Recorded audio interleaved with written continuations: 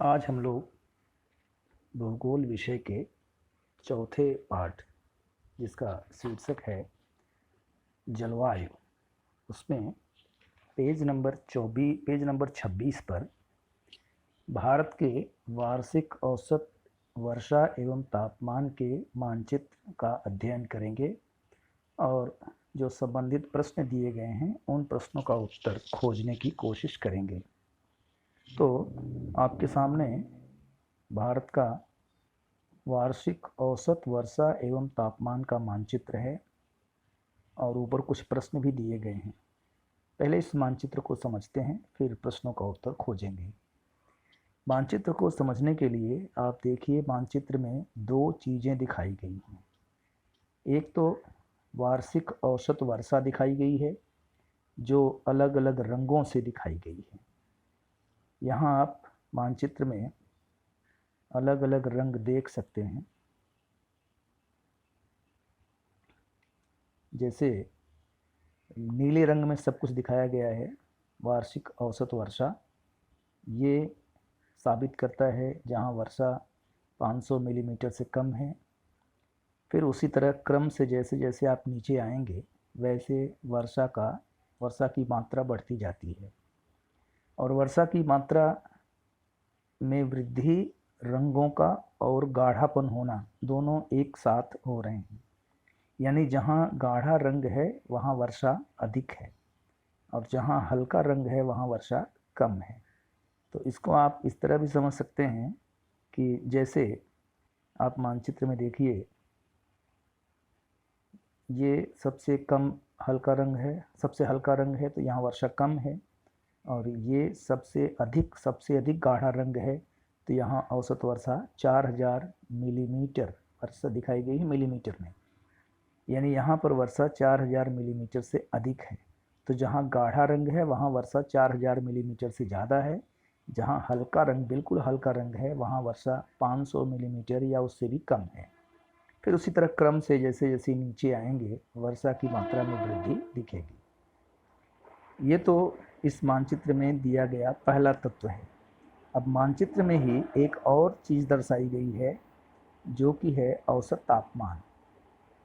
तापमान तापमान को दिखाने के लिए मानचित्र में नीचे देखेंगे आप तो ये भूरे रंग की रेखा, ये रेखा ये दिखा रही है तापमान। और तापमान किस यूनिट में दिखाया गया है? अंश सेल्सियस में। तापमान दिखाया गया है अंश सेल्सियस में, इस भूरी रेखा के माध्यम से। आप मानचित्र में ध्यान से देखिए, भूरी रेखाएं बनी हुई हैं। जैसे देखिए ये बना हुआ है। अब ये रेखा जहाँ जहाँ से गुजर रही है वहाँ तापमान 29 डिग्री सेल्सियस है। ये लिखा है ना, 29 डिग्री सेल्सियस। दूसरी रेखा ये है, यहाँ तापमान कितना है? 26 डिग्री सेल्सियस। फिर ये एक रेखा है, यहाँ तापमान 26 डिग्री सेल्सियस, यहाँ 29 डिग्री सेल्सियस। यहाँ ऊपर देखेंगे तो 20 डिग्री सेल्सियस, 23 डिग्री सेल्सियस। इस तरह से तापमान को दिखाने के लिए समताप रेखा का इस्तेमाल किया गया है। समान तापमान वाले स्थानों को मिलाने वाली रेखा को समताप रेखा कहते हैं। तो इस मानचित्र में दोनों मौसम के, जलवायु के दोनों तत्व क्लियर हो गए, वर्षा और तापमान। अब इसी से संबंधित प्रश्न कुछ पूछे गए हैं, उन प्रश्नों की तरफ हम बढ़ते हैं। तो पहले चर्चा करते हैं पहले प्रश्न की, जो यहाँ दिया गया है। आकृति 4.3 का निरीक्षण कीजिए एवं उत्तर लिखिए। पहला प्रश्न है, 4000 मिलीमीटर से अधिक वर्षा वाला प्रदेश कौन सा है? अब आप मानचित्र में देखिए 4000 मिलीमीटर से अधिक वर्षा कैसे दिखाएंगे? तो 4000 से अधिक वर्षा दिखाने के लिए यहाँ आप देखेंगे तो गाढ़े रंग का इस्तेमाल हुआ है, बिल्कुल डार्क ब्लू कलर। अब डार्क ब्लू कलर देखिए मानचित्र में कहाँ कहाँ है। डार्क ब्लू कलर मानचित्र में एक तो यहाँ दिख रहा है आपको, ये एरिया यहाँ भी दिख रहा है, ये एरिया, और दूसरा डार्क रंग दिख रहा है आपको यहाँ, ये हिस्सा, यहाँ भी थोड़ा सा है, यहाँ है, यहाँ है। अब मानचित्र में देखकर बताइए कि ये क्षेत्र कौन सा है।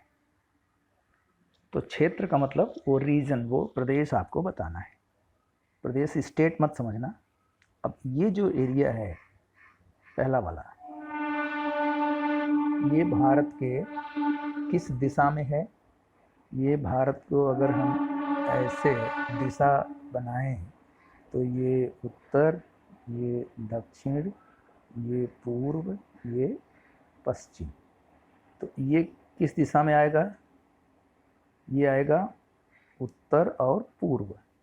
यानी एक तो भारत के उत्तरी पूर्वी इलाके में अधिक वर्षा वाला क्षेत्र स्थित है, और दूसरा यहाँ, ये कौन सा इलाका है, भारत का पश्चिमी तट, यानी भारत के पश्चिमी तट पर और भारत के उत्तरी पूर्वी क्षेत्र में 4,000 मिलीमीटर से अधिक वर्षा का क्षेत्र स्थित है।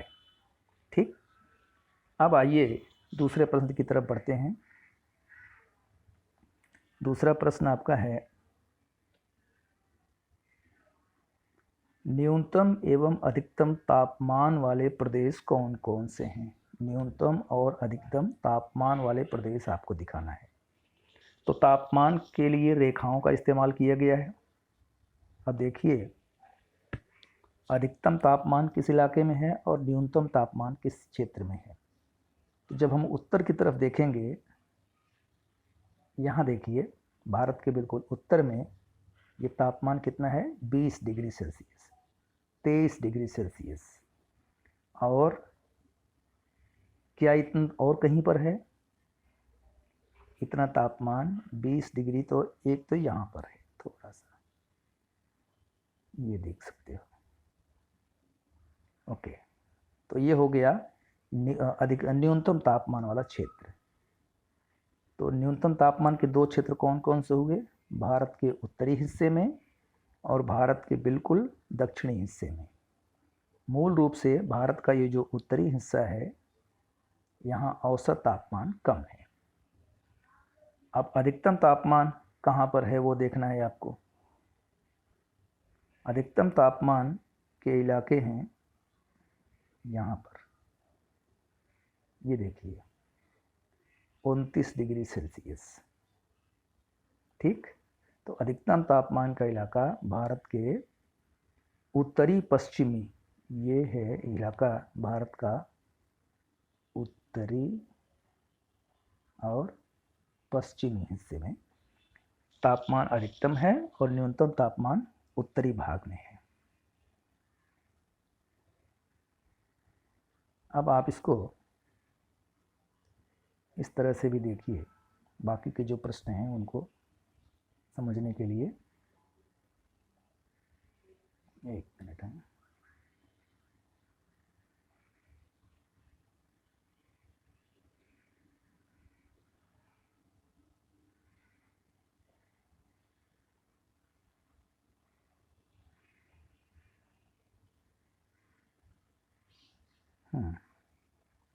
अगला प्रश्न है,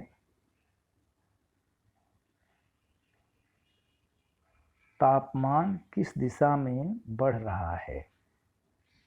तो तापमान किस दिशा में बढ़ रहा है, इसका उत्तर देखिए।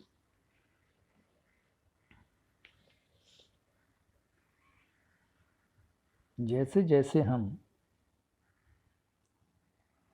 उत्तर से दक्षिण की तरफ आएंगे, तापमान बढ़ रहा है। उत्तर में देखिए 20, 23, फिर 26, 29, फिर 26, 29, यानी दक्षिण की तरफ तापमान बढ़ रहा है।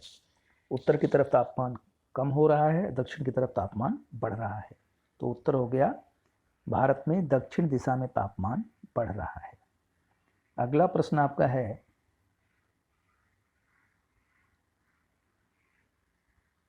हवाओं की दिशा बताइए, इन हवाओं का नाम बताइए। मानचित्र में हवाओं को देखना है। हवाएं तीर के माध्यम से, एरो के माध्यम से दिखाई गई। यहाँ आप देख सकते हैं, यहाँ भी एरो है। और यहाँ भी एरो है। ये हवाओं की दिशा है। अब आप जरा इस दिशा को देखिए, इस तरह से हवाएं जा रही हैं। इन हवाओं की दिशा क्या हुई? ये किधर से आ रही हैं? इधर से आ रही हैं और इधर जा रही हैं। तो दिशा कैसे बताएंगे? दिशा बताने का तरीका है कि आप इन्हीं हवाओं पर एक चिन्ह लगा दीजिए। जैसे ये हवा है तो इसको इस तरह से कट कर दीजिए। अब ये हो गया उत्तर, ये हो गया दक्षिण, ये हो गया पूरब, ये हो गया पश्चिम।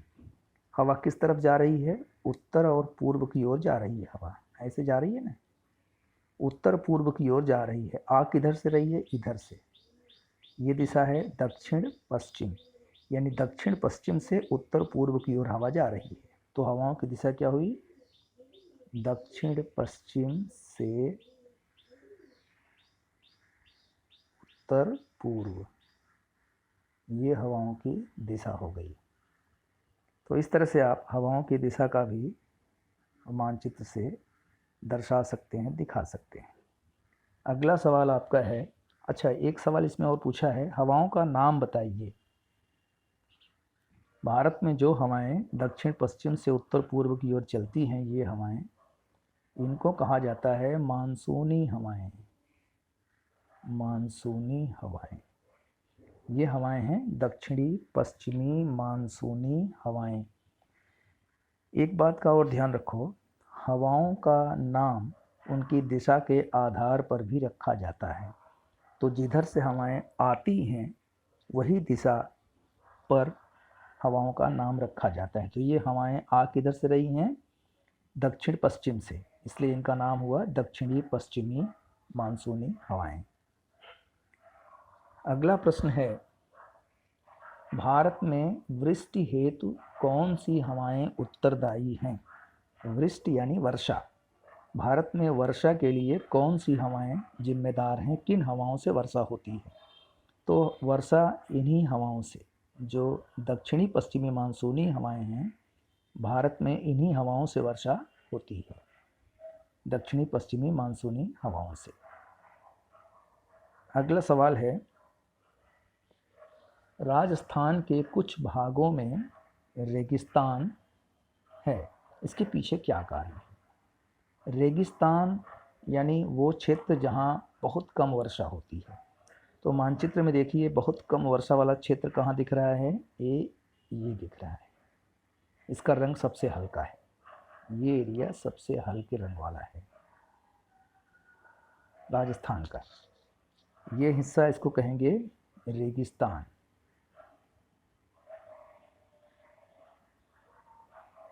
अब प्रश्न है कि ये रेगिस्तान बना क्यों? इसके निर्माण के पीछे कारण क्या है? तो आप जैसा कि जानते हैं, रेगिस्तान उस इलाके में बनता है जहाँ वर्षा कम होती है। तो भारत के इस हिस्से में, भारत के उत्तरी पश्चिमी हिस्से में जहाँ रेगिस्तान है, उसके पीछे कारण ये है कि यहाँ वर्षा बहुत कम होती है। ये जो मानसूनी हवाएं हैं, वो हवाएं यहाँ रुक कर वर्षा नहीं कर पाती, क्योंकि इन हवाओं को रोकने के लिए यहाँ कोई पर्वत, ऐसे इस आकार में पर्वत अगर बना होता तो हवाएं जाकर उन पर्वतों से टकरा कर वर्षा करती, लेकिन यहाँ ऐसा कोई पर्वत नहीं है। इसलिए ये हवाएं, मानसूनी हवाएं यहाँ से निकलते हुए आगे बढ़ जाती हैं और फिर जाकर हिमालय से टकराती हैं। तो इस इलाके में चूँकि कोई पहाड़ नहीं है, इसलिए यहाँ वर्षा नहीं हो पाती। इसीलिए भारत के उत्तरी पश्चिमी हिस्से में जो मरुस्थलीय भाग है राजस्थान का, वहाँ वर्षा नहीं होती, इसलिए वहाँ मरुस्थल बन गया है। एक प्रश्न और है यहाँ, आप देखिए, देश के उत्तर भाग की जलवायु किस प्रकार की है? देश के उत्तर भाग की जलवायु, यानी ये जो उत्तरी हिस्सा है देश का, यहाँ पर कैसी जलवायु है? इस पूरे इलाके की जलवायु के बारे में प्रश्न पूछा गया है। तो भारत के उत्तरी भाग में, इस इलाके में समशीतोष्ण जलवायु है। समशीतोष्ण जलवायु, ये कैसे मालूम पड़ता है कि समशीतोष्ण जलवायु है? देखो, भारत के बीचों बीच से आपको पता है, यहाँ से ऐसे कर्क रेखा गुजरती है। कर्क रेखा के उत्तर में समशीतोष्ण जलवायु होती है और कर्क रेखा के दक्षिण में उष्ण जलवायु होती है। इसलिए चूंकि भारत का उत्तरी हिस्सा कर्क रेखा से उत्तर में स्थित है, इसलिए इस इलाके में समशीतोष्ण जलवायु, इस इलाके में समशीतोष्ण जलवायु पाई जाती है। अगला प्रश्न एक और है, देखिए आप ध्यान से। भारत में गुजरने वाली एवं जलवायु को प्रभावित करने वाली प्रमुख अक्षांश रेखा दर्शाइए। ऐसी रेखा दिखानी है जो भारत की जलवायु को प्रभावित करती है। तो कौन सी रेखा है? अभी मैंने आपको दिखाया यहाँ पर, ये रेखा है, एक मिनट,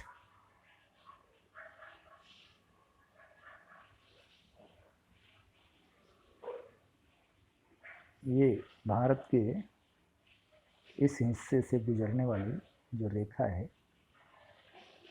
वो ये है, ये लाइन, इसको कहते हैं कर्क रेखा।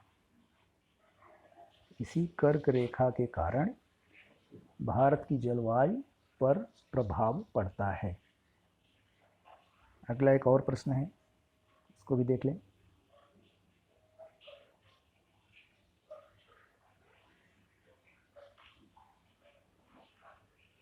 भारत के प्रायद्वीपीय पठार के कौन से भाग में अर्ध शुष्क स्थिति पाई जाती है और उसके पीछे क्या कारण है?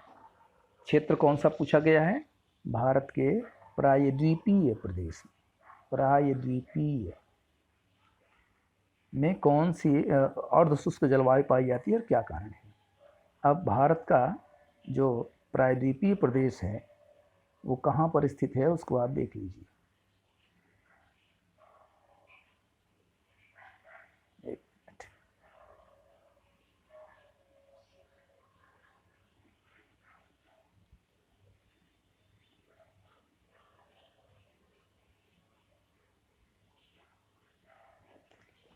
पेज नंबर 26 है।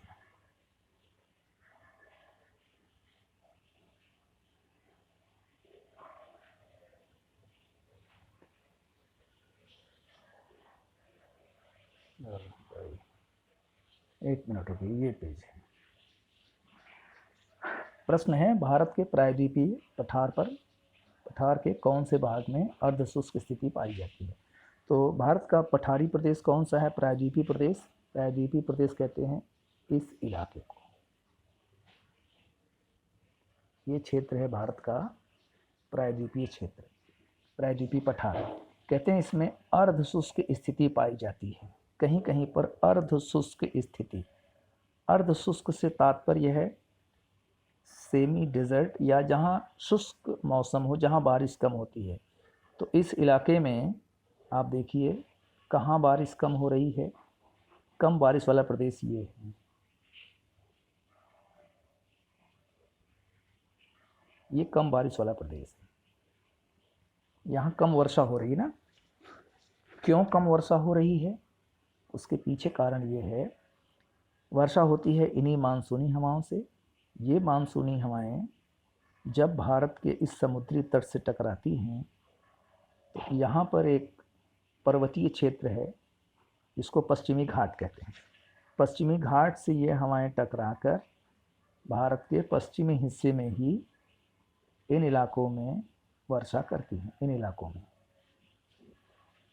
और जैसे ही ये हवाएं इस पार पहुंचती हैं, इनकी नमी खत्म हो जाती है, नमी शुष्क हो जाती है, नमी खत्म हो जाती है। इसलिए भारत के इस क्षेत्र में, भारत के प्रायद्वीप के आंतरिक हिस्से में यहाँ पर कम वर्षा होती है। इस प्रकार हमने भारत के वार्षिक औसत वर्षा और तापमान वाले मानचित्र से संबंधित प्रश्नों को समझा, पढ़ा। धन्यवाद।